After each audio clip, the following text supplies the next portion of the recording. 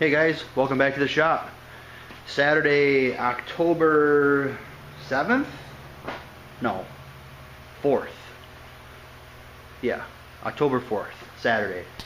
Giving you a little bit of a progress report. Today is a big day. Big day in the life of Tessie. The frame is not patched as I originally wanted to do this, but this thing is starting to flash rust on me, and I need to get this thing epoxied or I'm going to have to start over.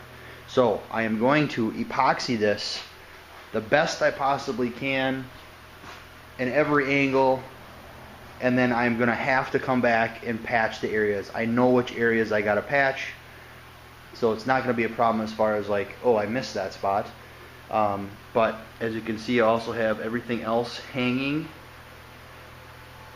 It's kind of a danger zone in here. It kind of looks like a haunted house. Skeletons hanging. But I got everything hanging up. And everything is clean, ready to go, as good as I'm going to be able to get it, or I care to get it.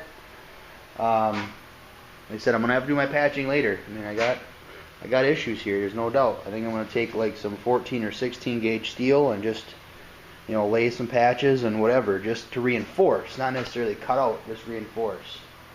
Also, last weekend, I was able to get everything, well, my engine, the transmission still needs some work, but the engine is pressure washed and semi torn down.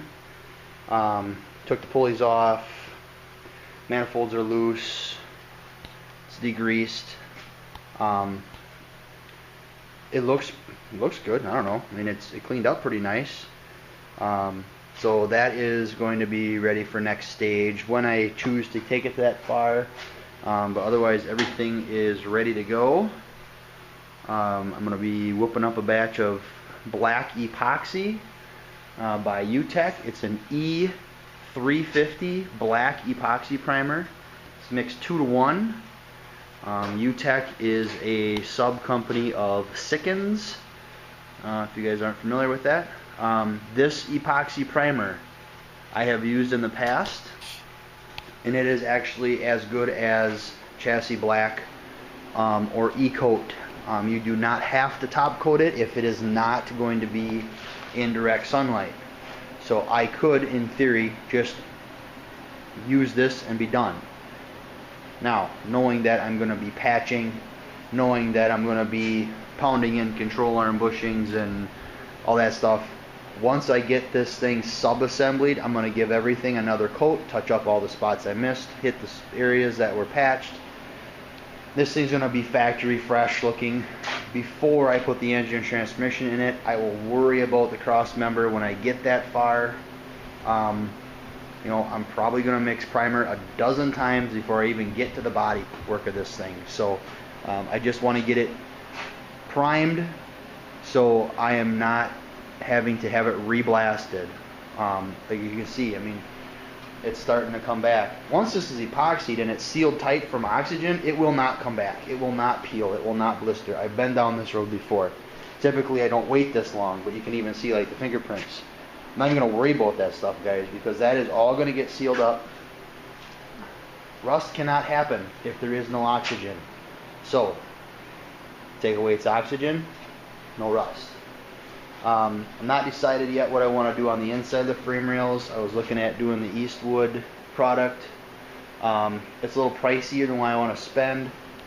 I'm not ready for it yet anyhow, so I'm not going to panic over it. One step at a time, in order of necessity. I got to keep reminding myself of that. So with that, I'm going to whip up a batch of epoxy primer and get spraying. I'll probably set the tripod up and probably just give you a little snippet of an action video just to see what happens from there. I kind of panicked a little bit when I looked at this frame. Look at that compared to the garage door. I was like, oh my god, this frame has got a twist in it. No.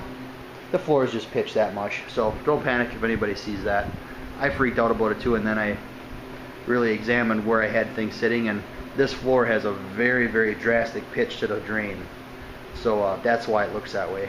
So, okay, with that, I am going to get busy.